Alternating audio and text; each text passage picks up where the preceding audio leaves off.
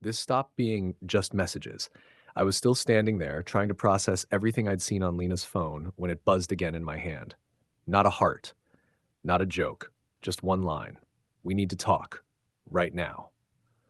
Her eyes locked onto the screen, and for the first time since this nightmare started, I saw real fear. Who is that? I asked. No one, she snapped instantly, reaching for the phone. I pulled it back. That's funny, I said, my voice shaking, because it doesn't sound like no one. Before she could answer, the doorbell rang. Once, then again, long and confident, like whoever was outside expected to be let in. Lena froze, completely still.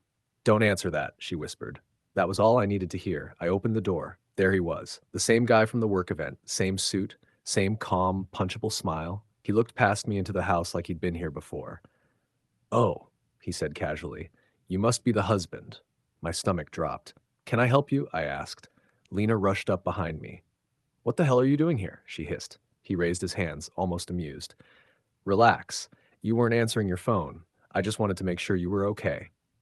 I laughed. I couldn't help it. You show up at my house to check on my wife? He shrugged. She said things were complicated. That's when Lena turned on me. See what you did? She snapped. You scared him. You've been acting insane all night. I stared at her. You invited him here. She didn't deny it. I told him to leave. He smirked, looked straight at me, and said, You should really talk to your wife. Then he walked away like this was all beneath him.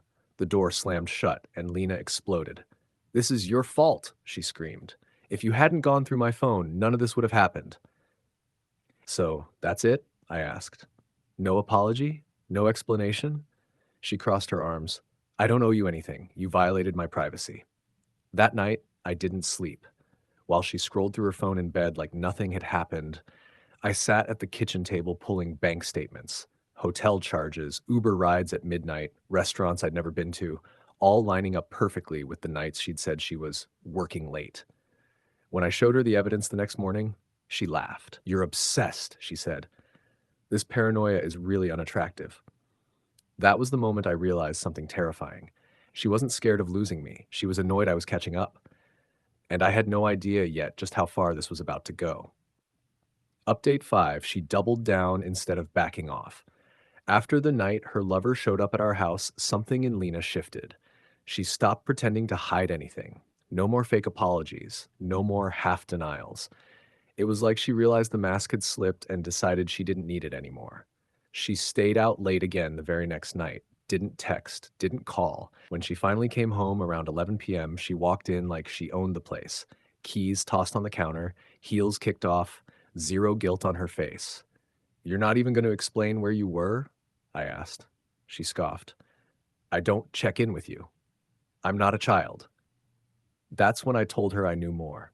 I'd spent the day going through everything, credit card statements, our shared email inbox, even our phone records. I wasn't proud of how deep I went, but I was done being lied to. Hotel stays, she claimed, were client-related, lined up perfectly with his schedule, Uber rides starting near our house and ending near his apartment. Late-night calls that lasted exactly long enough to not be accidents.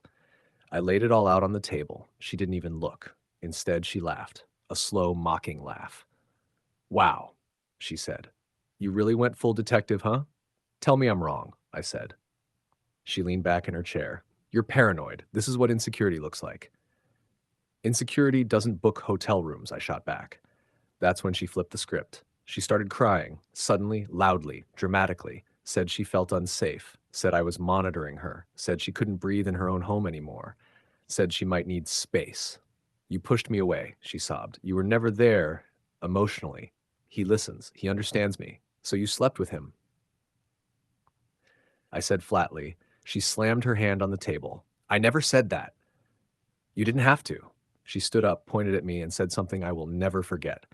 If I did sleep with him, you deserve it. That sentence killed something inside me. Later that night, my phone buzzed. Unknown number. I'm sorry. I didn't know she was married at first. There's more you should see. A second later, screenshots came through. Messages between them. Explicit. Dates. Jokes about me. A photo of her in a hotel mirror wearing lingerie I bought her. I sat there staring at the screen, my hands shaking, my chest tight, my marriage officially dead. When I showed her the screenshots, She didn't deny it anymore. She rolled her eyes and said, "So what?" That's when I knew there was no fixing this. But I still didn't know how ugly she was about to get. After the screenshots, the house felt poisoned. Every room held an argument that hadn't finished yet. Lena walked around like she'd already won, head high, phone glued to her hand, zero shame. She didn't apologize. She didn't explain. She acted entitled to the chaos. "You done playing detective?" she asked one morning while pouring coffee. "Because I'm exhausted." That same day, she told me she'd be working late again. I didn't respond. I just nodded. At 7:40 p.m., her car pulled out of the driveway. At 7:42, I followed. I told myself I just wanted closure. One last confirmation, something clean and undeniable so I could stop second-guessing myself. My heart was pounding so loud I could hear it over the engine. She didn't go downtown. She drove 20 minutes in the opposite direction and turned into a nearly empty office complex. She parked in the back, far from the streetlights. I parked across the lot, lights off. 10 minutes passed. Then his car rolled in. Same guy, same smug posture. He parked right next to her like it was routine. They didn't hesitate. He leaned in through her open window, kissed her like this wasn't new, like this wasn't risky. Something inside me snapped. I got out of my car and started walking toward them. Gravel crunched under my shoes. Lena saw me first. Her eyes went wide. "Oh my God." He turned, cursed under his breath, and slammed his door shut. "What the hell are you doing here?" she screamed, jumping out of the car. "I could ask you the same thing," I said. My voice was calm, which scared even me. "This isn't what it looks like," she started. He tried to step between us. "Hey man, let's not do this here." I lost it. "Stay out of this," I said, pointing at him. "You've done enough." Lena started crying, loud, shaky. The performance again. "You followed me?" she yelled. "That's insane. You're stalking me now?" I laughed bitterly. "You're kissing your boss in a parking lot." She wiped her tears instantly and glared at me. "You don't own me." That's when he bolted, literally ran back to his car and peeled out of the lot like a coward. Tires screeched. Lena screamed his name. I stood there, watching her watch him leave. That hurt more than anything else so far. She turned on me, face twisted with rage. "Look what you did." "Yeah," I said quietly. "I see exactly what I did." She shoved me, hard. "I hate you," she spat. "You ruined everything." People were starting to stare from nearby buildings. Someone was filming. I walked away without another word. Behind me, she collapsed onto the pavement, sobbing. I drove home alone, hands shaking, heart numb, knowing there was no going back. But I had no idea what she'd do next. This is when I realized she wasn't sorry. Not even a little. After catching her in the parking lot, I thought maybe she'd finally understand how badly she'd hurt me. Maybe there'd be an apology, a glimmer of remorse, anything. I was wrong. The night after the parking lot incident, Lena came home late, slipping inside like nothing had happened. But the moment she saw me in the living room, her facade crumbled.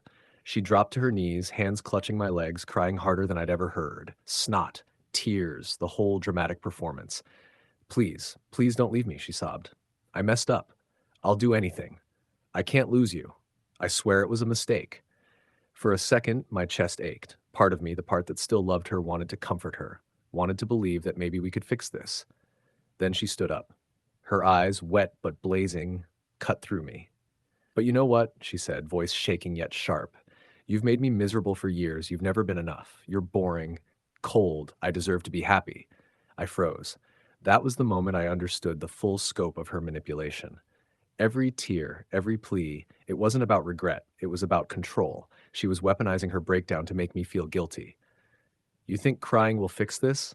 I asked, voice low. "You think tears erase months of lies?" She laughed then. A strange, bitter laugh. "You think you were perfect? You think I stayed because I loved you? Maybe part of it, sure. But mostly I stayed because you made it easy. You were predictable. Predictable people are boring, and predictable people are easy to cheat on." I wanted to argue, to yell, to demand some shred of humanity, but I couldn't. I realized she didn't even care about what she had done to me. She paced the room, voice rising. "So what? You want a divorce? Go ahead. You'll get half of nothing anyway, because I'll make sure it's everything. And don't even try to play the victim. You drove me to this." Every word was sharp, calculated, venomous. Not a single ounce of remorse. Then she turned on me completely. "You're pathetic. You're weak. And the worst part, you thought I loved you. You really believed that?" I didn't respond. I just listened, took it in, stored it. Every cruel word, every accusation, every twisted lie. Because at that moment, I knew two things with absolute certainty. One, this marriage was over. Two, she would fight me, manipulate me, and try to destroy me before letting me go. And yet, a strange calm washed over me. Because knowing the truth gave me power. I wasn't naive anymore. I wasn't blind, and I was done being her victim. Next steps, I had no idea yet. But one thing was certain, divorce wasn't just an option. It was inevitable. And that was the moment I realized this wasn't just about cheating anymore. What happened after that changed everything. The lies got darker, the threats got real, and people I never expected got involved. That part of the story is coming in the next video, and trust me, it's where things truly explode. If you want to see what happens next, subscribe so you don't miss part 3 of this series and hit like. It really helps, and it tells me you want the rest of the story.